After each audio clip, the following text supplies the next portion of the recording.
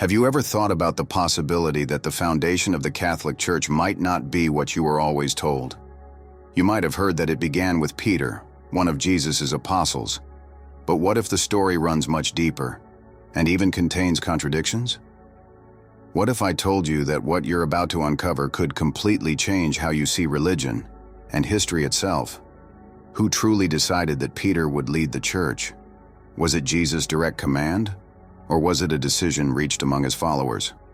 Imagine this: a small group of persecuted individuals meeting in secrecy to lay the foundation of what would one day become one of the world's most powerful institutions. Could this monumental shift really have come from a single moment or one person? The truth might surprise you. Think about it for a moment. The Catholic Church, with over 1 billion followers today, started in a world filled with political chaos, pagan worship, and the constant threat of persecution. How did a marginalized group go from the shadows to becoming the official religion of the Roman Empire? It wasn't just luck or a miracle. It was the result of a carefully planned strategy. Here's something most people never hear. The Catholic Church didn't appear overnight, nor did it come from a single divine act. It was built over decades and centuries, through human decisions, secret gatherings, intense debates, and choices that often challenge Christ's original teachings. What truly motivated these men? Was it pure faith, a desire for power, or a blend of both? Let's dig deeper to find out. Peter, the man known as the first pope, played a central role. But did Peter truly intend to establish a church? The scriptures say that Jesus told Peter, "You are Peter, and upon this rock I will build my church."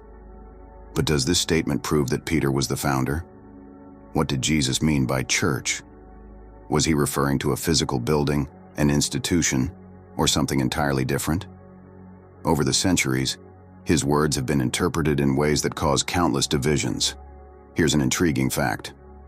The Bible doesn't specifically mention the Catholic Church. In fact, the term Catholic, meaning universal, wasn't used until long after the apostles had passed away. It was Ignatius of Antioch, around 107 AD, who first used the word to describe the Christian community. So, if the original apostles didn't use the term, who decided on it, and why? To answer this, we need to revisit the early years of Christianity. Picture a revolutionary movement. Fishermen, tax collectors, and outcasts spreading a message that defied the cultural and religious norms of the time. They faced brutal persecution, labeled heretics, hunted and executed in Roman arenas. How did such a marginalized group go from being hunted to winning favor with emperors? This is where Constantine the Great enters the story. In the 4th century, Constantine's conversion to Christianity marked a turning point. But let's not assume it was purely out of faith. Constantine was a strategist, a ruler who understood how religion could unify a fractured empire. In 313 AD, he issued the Edict of Milan, legalizing Christianity and ending its persecution. But was Constantine's interest in Christianity truly altruistic? Or did he use religion as a tool to consolidate his power? The Catholic Church as we recognize it today started to take shape at the Council of Nicaea in 325 AD. Under Constantine's supervision, Christian leaders debated crucial questions. Was Jesus entirely divine, entirely human, or both? These decisions shaped Christian theology and laid the groundwork for an institution that would influence politics, culture, and spirituality for centuries. But let's be clear. The creation of the Catholic Church was far from a smooth or peaceful process. It was marked by betrayals, internal disputes, and even violence. Can you imagine? The same followers of Christ, once persecuted by the Romans, began persecuting each other. This highlights an uncomfortable truth. The establishment of the church wasn't only about faith, it was also about power and control. And here's a question worth pondering. How much of what we consider Catholic today truly comes from Jesus' original teachings? How much was shaped by political agendas and human decisions over the centuries? This is not a critique. It's an invitation to reflect. Why are certain doctrines the way they are? Why were some books included in the Bible while others were discarded? The answers might surprise you more than you'd expect.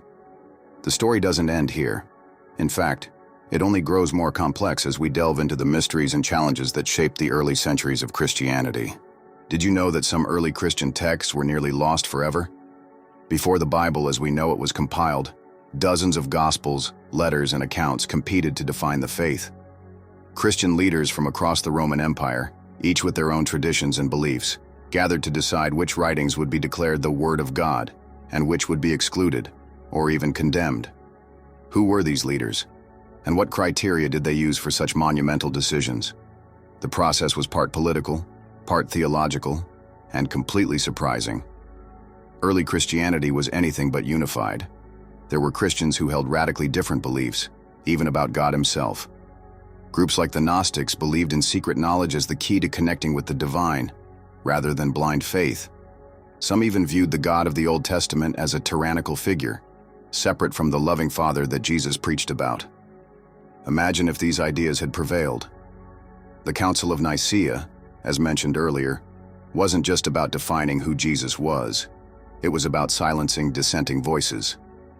Many texts labeled as heretical were deliberately destroyed, and some only resurfaced centuries later. For example, the Gnostic Gospels discovered at Nag Hammadi in 1945 offer an entirely different perspective on early Christianity.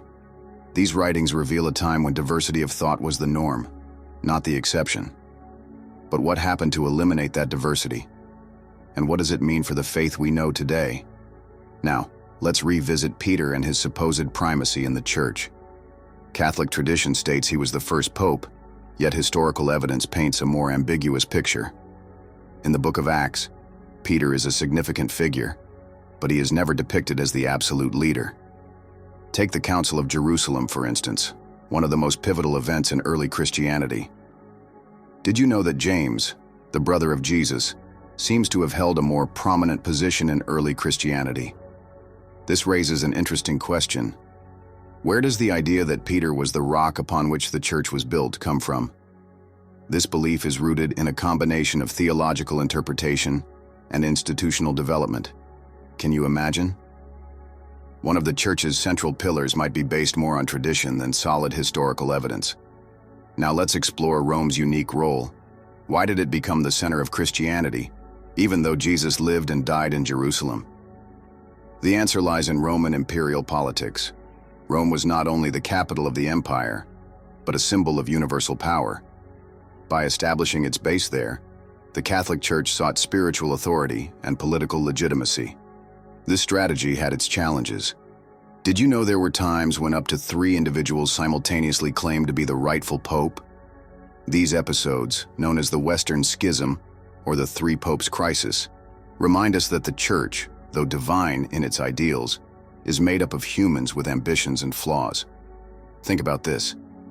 How could they reconcile these power struggles with Jesus' message of humility and service? This is a question that still sparks debates today. Let's return to Constantine. Although he played a pivotal role in the acceptance of Christianity, his actions leave us with questions. For most of his life, he maintained pagan practices and was baptized only on his deathbed. Was his conversion genuine, or was it a strategic move to unite a divided empire? What do you think? Did Constantine truly adopt Christianity out of faith, or did he see it as a tool for consolidating power? Either way, his actions forever changed the trajectory of history. Now to the key question: who truly created the Catholic Church? While Peter and the apostles laid the groundwork, it was the councils, emperors, and leaders of later generations who shaped it into what it is today. This transformation was far from simple, marked by difficult decisions, political compromises, and internal struggles. But don't let this diminish its significance.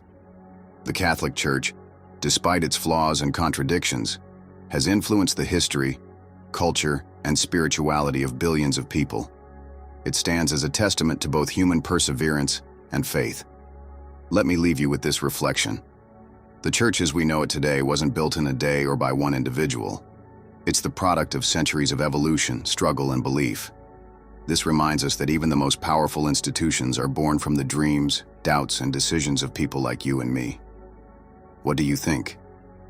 Now that you know all this, do you see the church as more divine, more human, or a perfect blend of both?